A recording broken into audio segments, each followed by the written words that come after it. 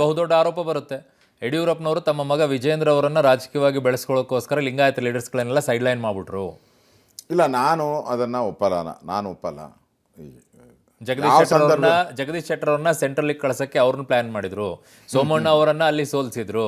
ಈಗ ಸೋಮಣ್ಣ ಅವ್ರನ್ನ ಸೆಂಟ್ರಲ್ ಕಳಿಸ್ಬಿಡ್ತಾರೆ, ಇಲ್ಲಿ ಮಗನಿಗೆ ಕ್ಲಿಯರ್ ಆಗುತ್ತೆ. ಪ್ರತಾಪ್ ಸಿಂಹ ಅವರು ವಿರೋಧ ಹಾಕೊಂಡಿದ್ರು, ಅವ್ರನ್ನೂ ಸೈಡ್ ಲೈನ್ ಮಾಡಿದ್ರು. ಸಿ ಟಿ ರವಿ ಅವರು ವಿರೋಧ ಹಾಕೊಂಡ್ರು, ಅವರು ಸೈಡ್ ಲೈನ್ ಮಾಡಿದ್ರು.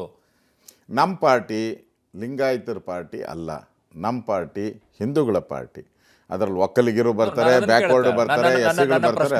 ನನ್ನ ಪ್ರಶ್ನೆ ಅದಲ್ಲ. ಲಿಂಗಾಯತರ ಲಿಂಗಾಯತರನ್ನೆಲ್ಲ ತುಳಿದ್ರು ಅಂತ ಹೇಳ್ತಾ ಇದ್ರು ಅಷ್ಟೇ.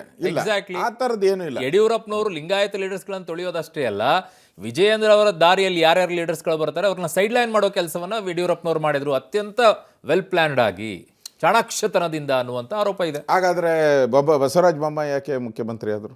ಮುಗಿತಲ್ಲ, 65ಕ್ಕೆ ಬಂದ್ರು, ಸೈಡ್ ಆದ್ರು. ಮುಖ್ಯಮಂತ್ರಿ ಆದ್ರಲ್ಲ, ಮುಖ್ಯಮಂತ್ರಿ ಆದ್ರಲ್ಲ, ಯಡಿಯೂರಪ್ಪನವರು ಇದ್ದಾಗೆ ಮುಖ್ಯಮಂತ್ರಿ ಆದ್ರಲ್ಲ. ಈಗೆಲ್ಲ ಕ್ಲಿಯರ್ ಆಗೋಯ್ತಲ್ಲ. ಈಶ್ವರಪ್ಪನವ್ರ side line, Sadananda Gowda side line, Jagadish Shettar ಅವ್ರ ಕಡೆಗೆ ಆದ್ರು, ಬೊಮ್ಮಾಯಿ ಅವರು ಸೆಂಟರ್ಗೆ ಹೋಗ್ತಾ ಇದ್ದಾರೆ, ಸೋಮಣ್ಣ ಅವರು ಸೆಂಟರ್ ಕಡೆಗೆ ಹಾಕ್ತಾ ಇದ್ದೀರಾ, ಪ್ರತಾಪ್ ಸಿಂಹ ಅವರು ಟಿಕೆಟ್ ತಪ್ಪಿಸಿದ್ರಿ, ಸಿ ಟಿ ರವಿ ಅವರು ತಪ್ಪೋಯ್ತು.